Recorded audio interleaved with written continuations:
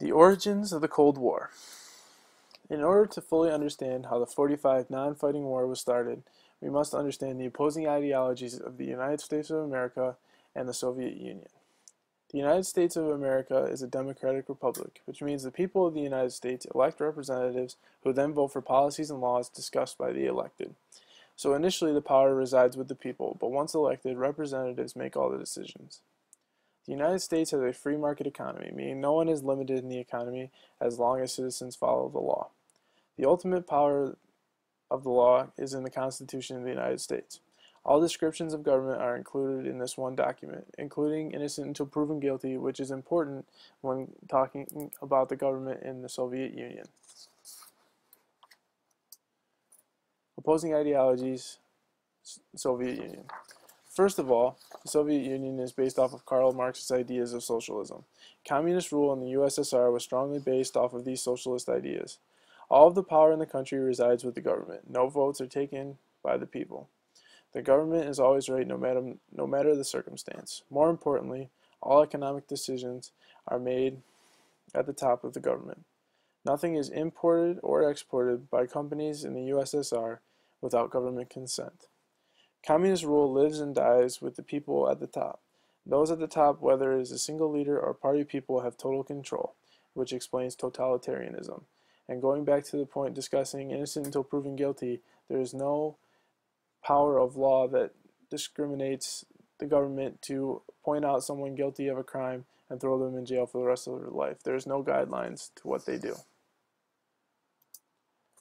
The disdain for each other began at the Yalta Conference in February 1945 with the meeting of the big three leaders of the Allied nations: Joseph Stalin, Winston Churchill, and Franklin D. Roosevelt. The three leaders continued to discuss the aftermath of World War II in Europe. As meetings went on, Stalin wanted more and more land in Europe put into the Soviet Union, expanding his country westward and taking more land that he felt he had lost in the war. Roosevelt and Churchill assumed the right amount of land would be placed under his rule. This was the last conference attended by FDR as he lost his battle with polio, which would later come into play at different conferences. The Potsdam Conference. In July and August 1945, the new big three of Stalin, Churchill, and Harry S. Truman met to continue discussions about repairing Europe after World War II. The Red Army, or the Soviet Union's army, continued to push its way west. Churchill and Truman had harsh words for Stalin, thus starting Stalin's disdain for the Democratic Republic way, and continued to look at his communist way as the way of the future. Truman had his first words with Stalin at this meeting, and Stalin was happier when FDR was in charge of the United States. The friendship, it wasn't necessarily a friendship, but they got along better, and FDR was a great communicator between different ambassadors of different nations. So Stalin continues to ignore the thoughts of others, including Churchill and Truman. At the end of World War II, the effects decimated Europe. No matter where people turned, and every country was hurting not only physically but fiscally as well. The only nations that could help were the Allied nations. The United States and the United Kingdom were trying to help fiscally the best way they could, but only could do so much.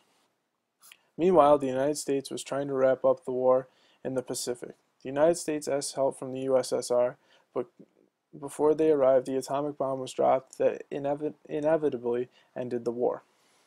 Seeing the great power of the atomic bomb would change the landscape of the Cold War and life on Earth in general. Seeing the weakness in Europe, the USSR felt that in order to help these nations, they needed to seize control and show what communist rule can do for their nation. Their influence was being felt across the world in places as close to the United States as Cuba. The Red Army's influence was increasing in numbers and was not only in their own nations post-World War II, but outside as well. Truman needed to put his foot down and threatened to stop the spread of the arms race was on. In 1946, the Cold War was still developing, but was definitely starting to heat up.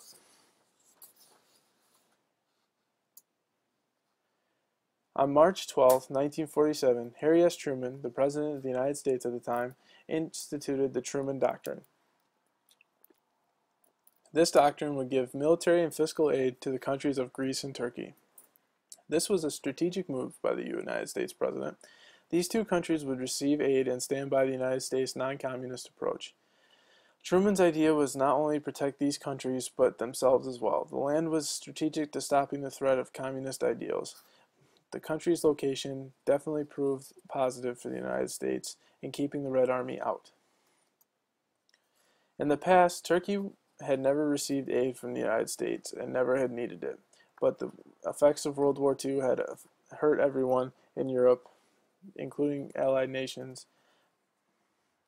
The second economic aid was needed for both these nations, but what was interesting was the military aid. Military aid was just a precaution made by Truman in case of communist threat. The United States was ready with troops in strategic areas, including Greece and Turkey.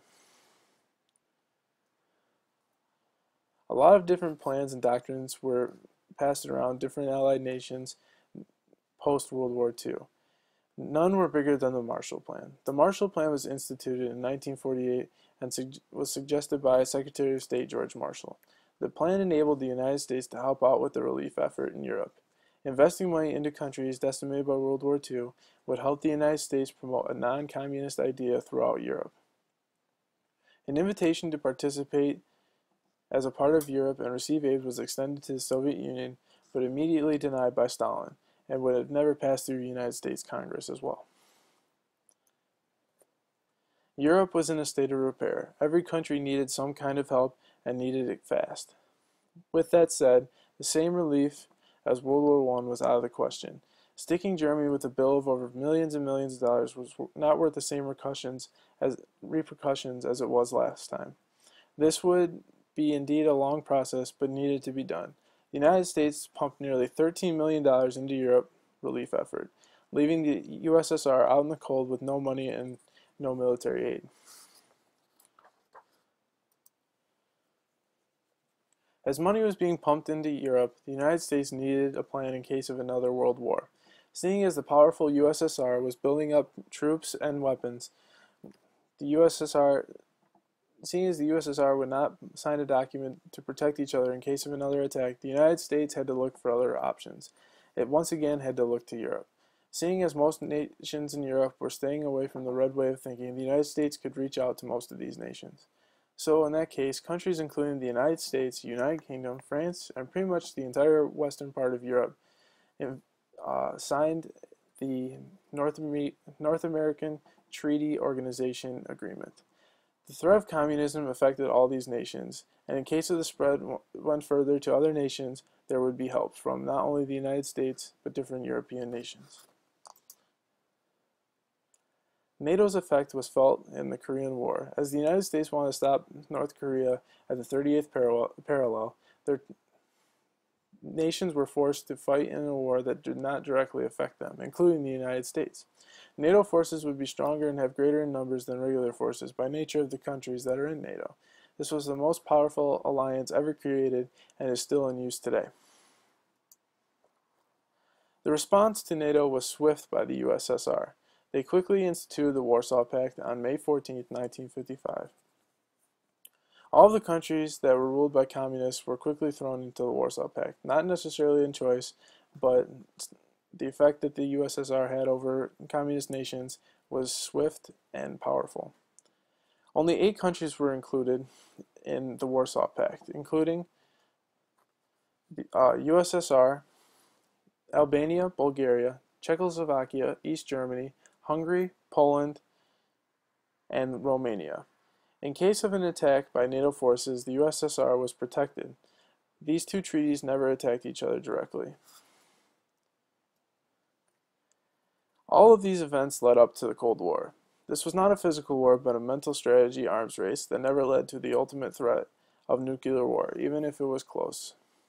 Both nations plotted and planned, but nothing came out of it. From the space race to the Cuban Missile Crisis, the Cold War was a giant part of American history. This continues to be one of the most important parts today. And now, as I leave you with a parting question. If there is no fighting in this war, how is a winner declared? Thank you for your time. This is The Origins of the Cold War.